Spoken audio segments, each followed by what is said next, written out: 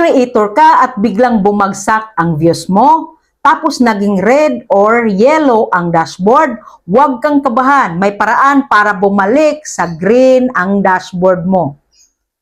Ang dashboard ay parang health check ng account mo. Kapag green, ibig sabihin good standing ka. Kapag yellow o red, may problema sa content o behavior. Ang tanong, ano ang dapat gawin? Hindi ang dapat sisihin. Unang-una, balikan ang content mo. Tanungin mo, pinapanood ba hanggang dulo? May interaction ba? May value ba sa unang 3 seconds? Kapag mahina ang watch time, retention, engagement, automatic bababa ang views. Step 2, strong hook plus clarity. Para bumalik sa green, malinaw dapat ang mensahe. Isang topic lang dapat, may hook agad. Tandaan, hindi intro ang mahalaga, kundi atensyon. Step 3, linisin ang account behavior.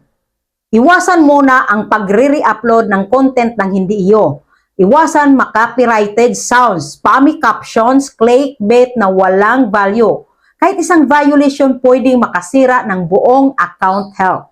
Step 4, consistency plus pahinga. Kapag sobrang bagsak ang views, mag-post pa rin, pero wag sunod-sunod na walang strategy. Minsan kailangan ng consistency na may quality, hindi panic posting. Step 5, itesting mo ulit ang algorithm. Gawin mo ito for 7 days. Same niche, same format, same style, same link.